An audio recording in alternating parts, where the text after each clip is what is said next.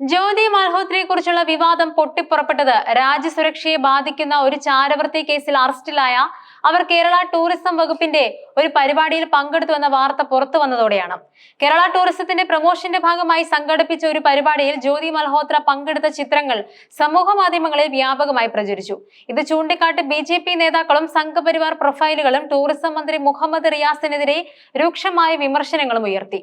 ഒരു ചാരവൃത്തി കേസിൽ ഉൾപ്പെട്ട വ്യക്തിക്ക് എങ്ങനെയാണ് ഒരു സംസ്ഥാന സർക്കാരിന്റെ ഔദ്യോഗിക പരിപാടിയിൽ പ്രവേശനം ലഭിച്ചതെന്നായിരുന്നു അവരുടെ പ്രധാന ചോദ്യം. സംസ്ഥാന സർക്കാർ സുരക്ഷാ വീഴ്ച വരുത്തിയെന്നും ഇതിന്റെ പൂർണ്ണ ഉത്തരവാദിത്തം ടൂറിസം മന്ത്രി മുഹമ്മദ് റിയാസിനാണെന്നും അവർ ആരോപിക്കുകയും ചെയ്തു. ഒരു കമ്മ്യൂണിസ്റ്റ് മന്ത്രി ആയതുകൊണ്ടാണ് റിയാസിനെ രാഷ്ട്രീയ എതിരാളികൾ വേട്ടയാടുന്നതെന്നായിരുന്നു ഈ ആരോപണങ്ങളോട് CPM സൈബർ കേന്ദ്രങ്ങളുടെ പ്രതികരണം. ഒരാളെ ഒറ്റ നോട്ടത്തിൽ ചാരനാണോ എന്ന് തിരിച്ചറിയാൻ മനുഷ്യന്റെ മനസ്സ് വായിക്കുന്ന യന്ത്രം രാജ്യത്തെ ഒരു മന്ത്രിയുടെ ഓഫീസിലും ഇല്ലെന്നും ഇതൊരു സാങ്കേതിക പ്രശ്നമായി മാത്രം കണ്ടാൽ മതിയെന്നും മന്ത്രിക്ക് ഈ വിഷയത്തിൽ നേരിട്ട് പങ്കില്ലെന്നും അവർ വാദിച്ചു. മന്ത്രി റിയാസിനെതിരെയുള്ള BJP ആക്രമണം ശക്തമാക്കിയിരിക്കുകയാണ് ഈ വിഷയത്തിൽ BJPക്ക് തന്നെ തിരിച്ചടിയായ ഒരു നിർണായക വീഡിയോ പുറത്തു വന്നത്. 2023 നടന്ന വന്ദേ ഭാരത് ട്രെയിനിന്റെ ഉദ്ഘാടന യാത്രയിൽ ജ്യോതി മൽഹോത്ര പങ്കെടുത്തതിന്റെ ദൃശ്യങ്ങളായിരുന്നു അത്. ഈ വീഡിയോയിൽ അന്നത്തെ കേന്ദ്ര സഹമന്ത്രിയായിരുന്ന V മുരളീധരനും BJP സംസ്ഥാന അധ്യക്ഷൻ K സുരേന്ദ്രനും ജ്യോതി മൽഹോത്രയ്ക്കൊപ്പം യാത്ര ചെയ്യുന്നതും സംസാരിക്കുന്നതും വ്യക്തമായി കാണാമായിരുന്നു. വന്ദേ ഭാരത് ട്രെയിനിനെ കുറിച്ചും അതിന്റെ പ്രത്യേകതകളെ കുറിച്ചും മുരളീധരൻ ജ്യോതിയോട് വിശദീകരിക്കുന്നതും വീഡിയോയിൽ ഉണ്ടായിരുന്നു. കാസർഗോഡ് നിന്നും ഫ്ളാഗ് ഓഫ് ചെയ്ത കേരളത്തിന്റെ 2ാം വന്ദേ ഭാരതിലായിരുന്നു ഈ യാത്ര. കേന്ദ്രമന്ത്രിയോടൊപ്പം ഒരു ചാരവൃത്തി കേസ് പ്രതി യാത്ര ചെയ്തത് BJPക്ക് വലിയ രാഷ്ട്രീയ പ്രതിസന്ധി സൃഷ്ടിച്ചു. ഈ വീഡിയോ പുറത്തു വന്നതോടെ BJP കടുത്ത പ്രതിരോധത്തിലായി. മന്ത്രി റിയാസിനെതിരെ ഉന്നയിച്ച അതേ ചോദ്യങ്ങൾ അവർക്ക് നേരെയും ഉയർന്നു. കേന്ദ്രമന്ത്രിക്ക് ഒരു ചാരയെ തിരിച്ചറിയാൻ സാധിച്ചില്ലെങ്കിൽ എങ്ങനെയാണ് സംസ്ഥാന മന്ത്രിക്ക് സാധിക്കുക എന്ന ചോദ്യം പ്രസക്തമായി. ഇതോടെ വടി കൊടുത്ത് അടി വാങ്ങിയ അവസ്ഥയിലാണ് സംഘപരിവാർ കേന്ദ്രങ്ങൾ എന്നായി CPM കേന്ദ്രങ്ങളുടെ പരിഹാസം. CPM സൈബർ ഗ്രൂപ്പുകൾ ഈ വീഡിയോ വ്യാപകമായി പ്രചരിപ്പിക്കുകയും BJPയുടെ ഇരട്ടത്താപ്പ് നയം തുറന്നു കാട്ടുകയും ചെയ്തു. വിവാദങ്ങൾ ശക്തമായപ്പോൾ ജ്യോതി മൽഹോത്രയെ ടൂറിസം പരിപാടിയിലേക്ക് ക്ഷണിച്ചത് അറിഞ്ഞുകൊണ്ടായിരുന്നില്ലെന്നും ചാരവൃത്തി നടത്തുന്ന ആളാണെന്ന് തനിക്ക് മുൻകൂട്ടി അറിവുണ്ടായിരുന്നില്ലെന്നും മന്ത്രി മുഹമ്മദ് റിയാസ് വ്യക്തമാക്കി. കേരള ടൂറിസത്തെ പ്രോത്സാഹിപ്പിക്കുക എന്ന ലക്ഷ്യത്തോടെയാണ് വ്ളോഗർമാരെയും ഇൻഫ്ലുവൻസർമാരെയും ഉൾപ്പെടുത്തുന്നതെന്നും മന്ത്രി കൂട്ടിച്ചേർത്തു.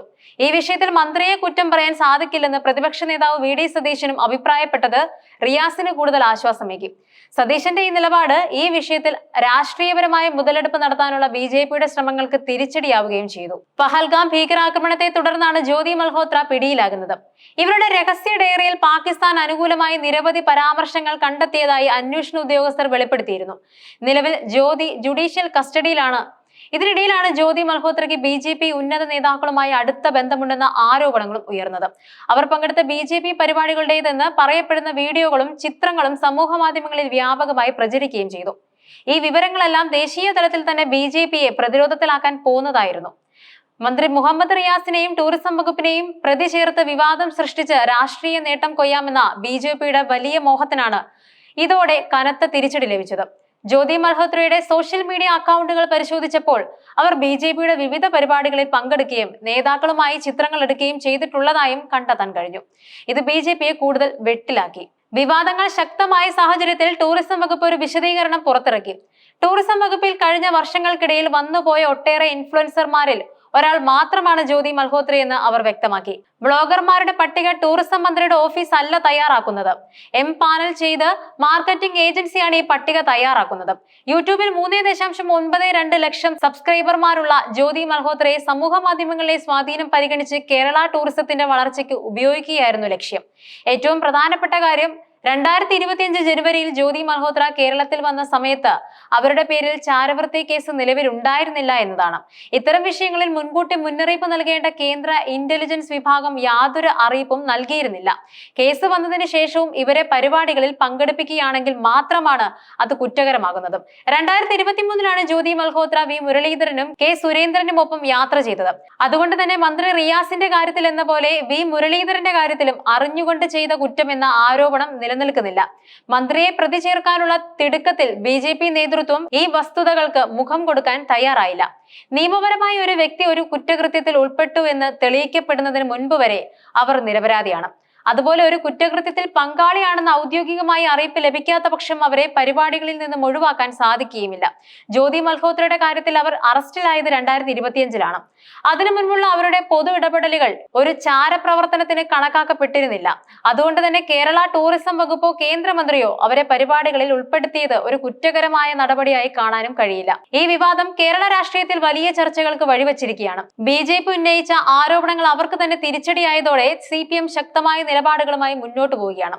രാജ്യസുരക്ഷയുമായി ബന്ധപ്പെട്ട വിഷയങ്ങൾ പോലും രാഷ്ട്രീയ നേട്ടങ്ങൾക്കായി ദുരുപയോഗം ചെയ്യുന്നുവെന്ന വിമർശനവും ഉയർന്നിട്ടുണ്ട്. കേന്ദ്ര സംസ്ഥാന സർക്കാരുകളുടെ ഏജൻസികൾ തമ്മിലുള്ള ഏകോപനത്തിന്റെ ആവശ്യകതയും ഈ സംഭവം എടുത്തു കാണിക്കുന്നുണ്ട്. ഇന്റലിജൻസ് വിവരങ്ങൾ കൃത്യസമയത്ത് കൈമാറിയിരുന്നെങ്കിൽ ഇത്തരം വിവാദങ്ങൾ ഒഴിവാക്കാമായിരുന്നു എന്നൊരു വാദവും ഉയർന്നു വന്നിട്ടുണ്ട്. കൂടാതെ സമൂഹ മാധ്യമങ്ങളുടെ സ്വാധീനവും ഈ വിഷയത്തിൽ വലിയ പങ്കുവഹിച്ചു. ഒരു ഭാഗത്ത് BJP അനുകൂല പ്രൊഫൈലുകൾ മന്ത്രി റിയാസിനെതിരെ ആഞ്ഞടിച്ചപ്പോൾ മറുഭാഗത്ത് CPM അനുകൂല പ്രൊഫൈലുകൾ വന്ദേ ഭാരത് വീഡിയോയുമായി രംഗത്തെത്തി. ഇതൊരു സൈബർ യുദ്ധത്തിലേക്ക് വഴിമാറുകയും ചെയ്തു. ചാരവൃത്തി വിവാദം കേരള രാഷ്ട്രീയത്തിൽ ഒരു വലിയ പാഠമായി മാറിയിരിക്കുകയാണ്. രാഷ്ട്രീയ ആരോപണങ്ങൾ ഉന്നയിക്കുമ്പോൾ വസ്തുതകളെ അടിസ്ഥാനമാക്കി മുന്നോട്ടു പോകേണ്ടതിന്റെ പ്രാധാന്യം ഈ സംഭവം അടിവരയിടുന്നുണ്ട്. പുറത്തുവരുന്ന രേഖകളും വീഡിയോ തെളിവുകളും BJPക്കെതിരെയുള്ള ആരോപണങ്ങൾക്ക് ശക്തി പകരുന്നതിനോടൊപ്പം കടുത്ത പ്രതിരോധത്തിലേക്കാണ് അവര് നീങ്ങുന്നത്. സംഭവത്തിൽ പുകമറ സൃഷ്ടിച്ച് മന്ത്രി റിയാസിനെ വേട്ടയാടാനും കേരള ടൂറിസത്തെ തകർക്കാനുമുള്ള ശ്രമം ഇപ്പോൾ തിരിഞ്ഞുകൊത്തിയിരിക്കുന്നത് BJPയെ തന്നെയാണ്. ഇത് വരാനിരിക്കുന്ന രാഷ്ട്രീയ പോരാട്ടങ്ങളിൽ ഒരു പ്രധാന വിഷയമായി മാറിയേക്കാം. ഈ സംഭവം പൊതുപ്രവർത്തകരും രാഷ്ട്രീയ നേതാക്കളും പൊതുപരിപാടികളിൽ പങ്കെടുക്കുമ്പോൾ പാലിക്കേണ്ട ജാഗ്രതയെക്കുറിച്ചും സുരക്ഷാ ഏജൻസികളുടെ പങ്കിനെക്കുറിച്ചും ഗൗരവമായ ചർച്ചകൾക്ക് വഴിയൊരുക്കിയിട്ടുണ്ട്. ഭാവിയെക്കുറിച്ച് പറയുമ്പോൾ ഇത്തരം വിഷയങ്ങളിൽ കൂടുതൽ സുതാര്യതയും ഏകോപനവും ആവശ്യമാണെന്ന് ഈ സംഭവം ഓർമ്മിപ്പിക്കുന്നുമുണ്ട്. രാഷ്ട്രീയ ലാഭത്തിനായി രാജ്യസുരക്ഷയുമായി ബന്ധപ്പെട്ട വിഷയങ്ങളെ ദുരുപയോഗം ചെയ്യുന്നത് പൊതുജനങ്ങളിൽ തെറ്റിദ്ധാരണ സൃഷ്ടിക്കാൻ മാത്രമേ ഉപകരിക്കൂ. ഈ വിവാദം കേരള രാഷ്ട്രീയത്തിൽ ഇനിയും പുതിയ ചർച്ചകൾക്ക് വഴി തുറക്കുമോ എന്ന് നമുക്ക് കാത്തിരുന്ന് കാണാം.